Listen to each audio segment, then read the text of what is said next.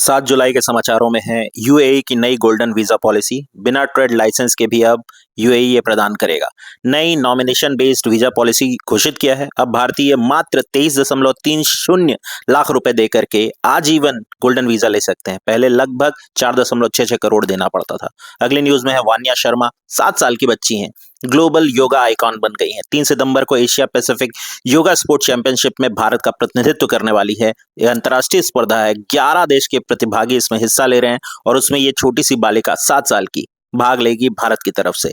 अगली न्यूज में माधव अगस्ती हैं, फैशन डिजाइनर हैं। इन्हें ब्रिटेन की संसद द्वारा भारत गौरव अवार्ड दिया गया। बड़ी बात क्या है जानते हैं? इन्होंने फैशन डिजाइनिंग की कोई पढ़ाई नहीं की है और उसके बाद भी पूर्व राष्ट्रपति Kovind ji, Pranab Mukherjee ji, mister India film अगर आपने देखी होगी तो उसमें मोगेम्बो के कपड़े इन्होंने ही डिजाइन किए थे।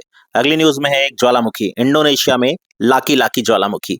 ये लगातार दूसरी बार इरप्ट हो गया है। 2 माह में 2 घटनाएं हो गई हैं, जून और जुलाई, लगातार 2 माह में 2 बार इरप्ट हो गया है। तो इसको ध्यान रखेंगे। फ्लोर्स द्वीप पे पड़ता है। ये कहाँ पड़ता है? इंडोनेशिया में पड़ता है ये ज्वालामुखी, इसे जरूर याद रखेंगे। अगली न्यूज में है 17वां ब्रिक्स सम्मेलन ब्राजील के रियो डी जेनेरो में हुआ।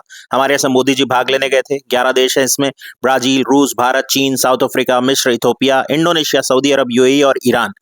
ध्यान रखेंगे पहली बार वियतनाम पार्टनर कंट्री के रूप में शामिल हुआ है और उसका इस बार पहला साल माना जाएगा। अगली न्यूज में जन औषधि केंद्र के समान फसल औषधि केंद्र खोले जाने की घोषणा की गई है। जैसे जेनरिक दवाएं मिलती हैं, यानी वो दवाएं जिनका कंपोजिशन सेम होता है, बस दाम सस्ता होता है, उसी तरह उर्वरक या फिर जो कीटनाशक होते हैं वो भी सस्ते दाम पर उपलब्ध कराने के लिए इस योजना को शुरू किया जाएगा। अगली न्यूज, भारत ने विश्व मुक्केबाजी कप 2025 में कुल 11 पदक जीते, जिसमें 3 स्वर्ण है। साक्षी 54 किलोग्राम, जैस्मीन 57 और नूपुर 80 प्लस वाली कैटेगरी में स्वर्ण पदक, 5 रजत और 3 कांस्य पदक भारत को मिले। इस तरह भारत की कुल पदकों की संख्या अगर गिने तो होते हैं 11।